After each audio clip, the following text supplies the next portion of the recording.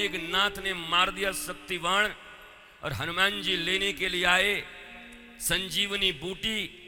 और भरत जी ने देखा कि इतना बड़ा कोई राक्षस बंदर जैसा चला जा रहा है, पता नहीं जाकर के युद्ध में कोई नुकसान कर दे, उधर लंका में राम जी के ऊपर गिरा दे कि अयोध्या के ऊपर गिरा दे। तो एक दूरवा निकाल करके संधान करके मार दिया। हनुमान जी इतने ही बलवान थे तो गिर क्यों गए थे? चलो अब मैं एक सवाल तुमसे भी पूछता हूं, बड़े बड़े महा बजरंग बली हनुमान जी। भरत जी ने बाएं हाथ से एक दूरवा निकाला, टन से ऐसे उछाल दिया, हनुमान जी डन्न से गिर गए। और मजे की बात तो ये है, हनुमान जी को भी देखो पता चला बाद में, हनुमान जी से राम जी ने कहा कि आज तुमने मेरे भाई को बचा लिया, आज लक्ष्मण को बचा लिया। बोला हमको पता चल गया। बोला कैसे? बोला जब आपके भाई ने दूरवा मार के मुझे गिरा दिया, उसके बाद भी वो जो पर्वत में ला रहा था वो जस का तस टंगा हुआ था, तो मैं समझ गया मैं तो बहाना हूं, काम सब श्री राम का है, प्रभु तुम्हारा है। हम तो नीचे गिरे थे, उसके बाद भी पर्वत ऊपर खड़ा था। वो कौन खड़ा करके रखा था? कोई पहली बार थोड़ी गिरिराज जी को उठाया है भगवान श्री कृष्ण ने। रामावतार में भगवान ने अदृश्य रूप में भी उस पर्वत को उठा करके रखा है महाराज। भगवान ही गिरि गोवर्धन को उठाते हैं, भगवान ही कामदगिरि को उठाते हैं। तुम्हारे देह गोवर्धन को उठाने वाले चलाने वाले भगवान ही है और कोई नहीं है, ईश्वरीय। उर्मिला को जगाया गया।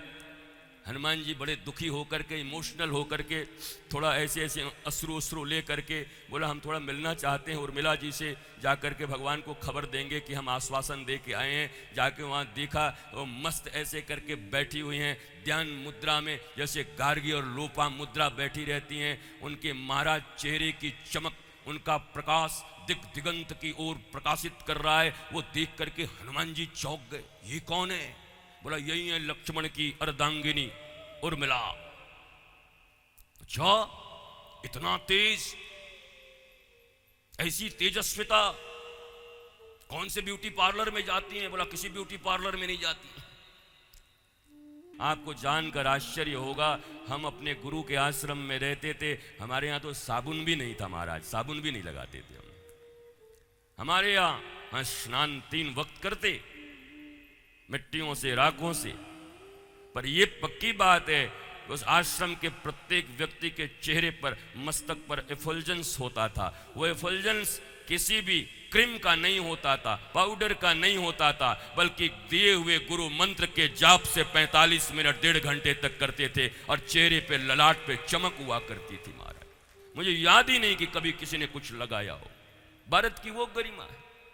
और मैं भी तुम्हें एक बात कहता हूं मेरी मां, या जो भी लोग यहां सुंदर होने के लिए बैठे हो, पर आपको कहता हूं किसी गुरु के द्वारा मिले मंत्र पर, भगवान नाम पर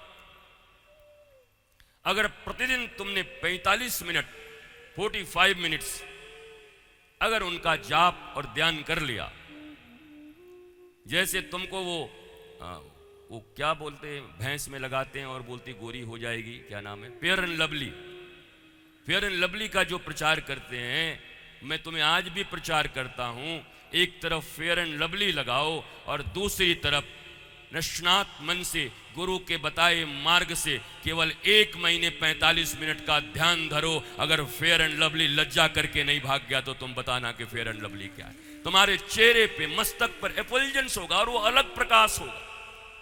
वो प्रकाश सिर्फ गोरा और काला का बात नहीं है, वो चमक होगी तुम्हारे चेहरे पे, निष्णातता, विद्वता, ईश्वरीय प्रकाश होगा, शांति का प्रकाश होगा।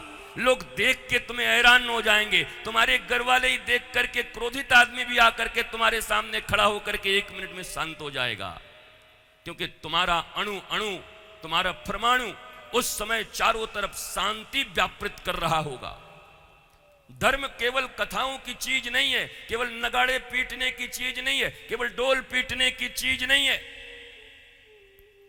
धर्म के एक एक विषय को जानना, जीवन में अपनाना, जान लेना भी बड़ी बात नहीं होती, मान लेना भी बड़ी बात नहीं होती, कर लेना बड़ी बात होती।